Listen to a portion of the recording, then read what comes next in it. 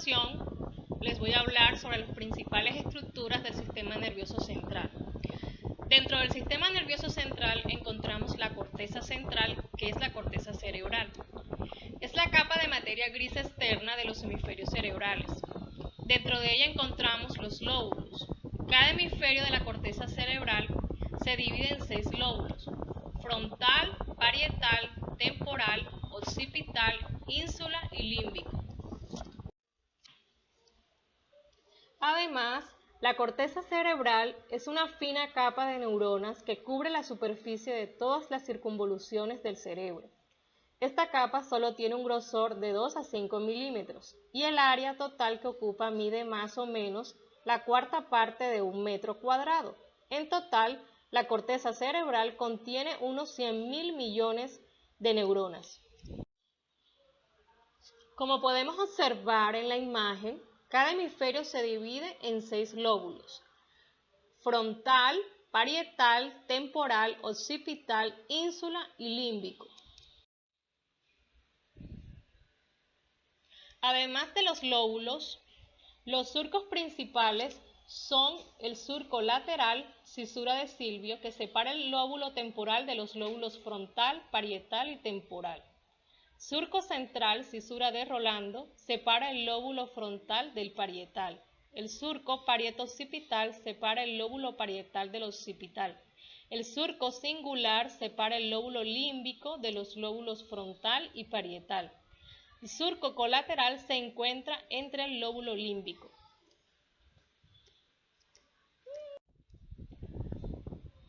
Giros o lóbulos principales de la corteza cerebral.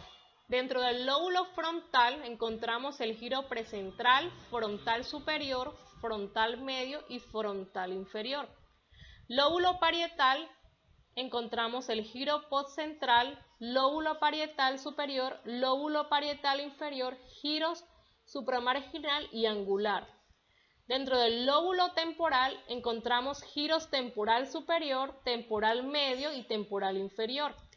Dentro del lóbulo occipital, giros occipital superior, occipital medio y occipital inferior, cuña, giro lingual.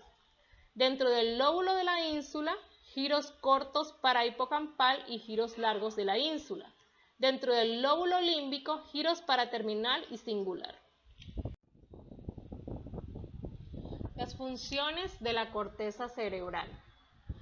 Encontramos el control del movimiento voluntario, la atención, el aprendizaje, la memoria, motivación, toma de decisiones, planeación, solución de problemas, pensamiento conceptual, percepción de estímulos sensitivos, procesamiento del lenguaje, procesamiento visual e interpretación, modulación de emociones. Aquí podemos observar en el hemisferio izquierdo, donde encontramos el razonamiento, el lenguaje hablado, el lenguaje escrito, habilidad científica, habilidad numérica, el control de la mano derecha. En el hemisferio derecho encontramos la intuición, la imaginación, sentido artístico, sentido musical, percepción tridimensional y el control de la mano izquierda. Cuerpo calloso, comunicación entre los dos hemisferios.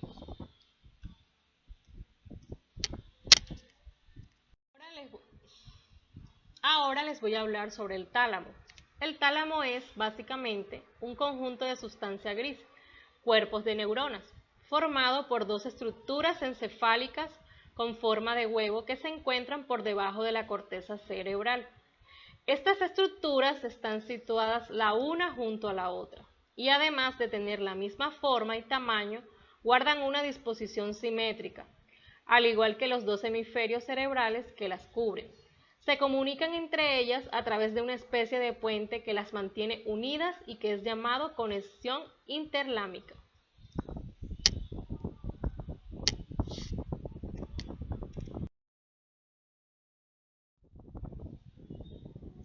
El tálamo consta de 3 núcleos. El núcleo de conexión específica, que es donde mandan la información sensorial a zonas concretas de la corteza cerebral, que están especializadas en trabajar con ese tipo de concreto de datos provenientes de un sentido específico. El núcleo de conexión inespecífica mandan información a zonas muy amplias de la corteza cerebral sin discriminar por especializaciones. Núcleo de asociación forma parte de un circuito de información que comunica la corteza cerebral con estructuras subcorticales. Funciones del tálamo. Hemos visto que el tálamo está muy bien comunicado, pero su papel no es el de ser un simple puente de comunicación entre las partes del cerebro relevantes. El tálamo en sí mismo es una estructura que juega un papel activo en el procesamiento de información que le llega desde otras áreas. La integración de los datos sensoriales, por ejemplo. La función del tálamo más conocida y estudiada es la de ser una de las primeras paradas en el cerebro para la información que nos llega a través de los sentidos, a excepción del olfato.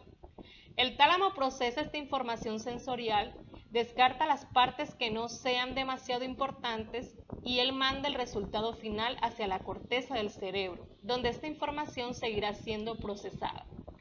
Así pues, facilita la integración de la información sensorial para pasar de los datos crudos a las unidades de información relativamente complejas y capaces de sostener un significado para nosotros.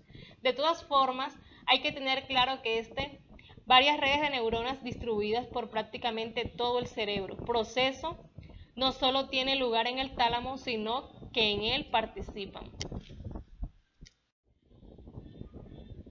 El ciclo sueño y vigilia. El tálamo, al igual que su hermano menor, el hipotálamo, intervienen a la hora de regular el ritmo con el que la sensación del sueño va y viene. Esta función, además de ser fundamental para regular toda la actividad nerviosa en general. La atención y la conciencia.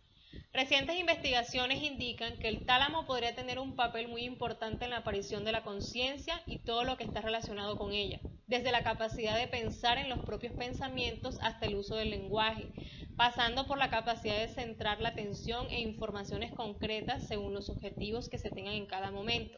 Sin embargo, es importante señalar que esos procesos relacionados a los estados conscientes no son la conciencia en sí misma. Aunque aparecen en paralelo, no podemos centrar nuestra atención en nada cuando no nos damos cuenta que existimos, y tampoco podemos hablar ni reflexionar, pero cuando estamos conscientes hay aspectos de la atención y del lenguaje que están más allá de la conciencia. Regulación de las emociones. El tálamo no solo está conectado con circuitos que llevan la información sensorial, sino que también interactúa con vías neuronales que participan directamente en la aparición de estados emocionales. No en vano, el tálamo está rodeado por el sistema límbico.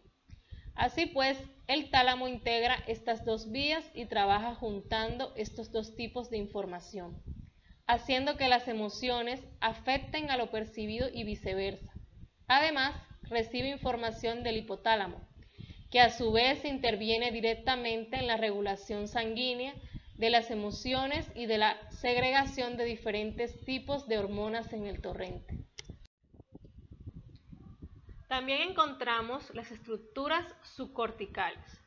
Las estructuras subcorticales están representadas por un conjunto de formaciones neurales de características diversas, ubicado en la profundidad del encéfalo, entre las cuales se incluyen el diencéfalo, la glándula pituitaria, hipófisis, estructuras límbicas y los ganglios basales, actualmente llamados núcleos basales. Estas estructuras están involucradas en actividades complejas como la memoria, emociones, placer y producción de hormonas.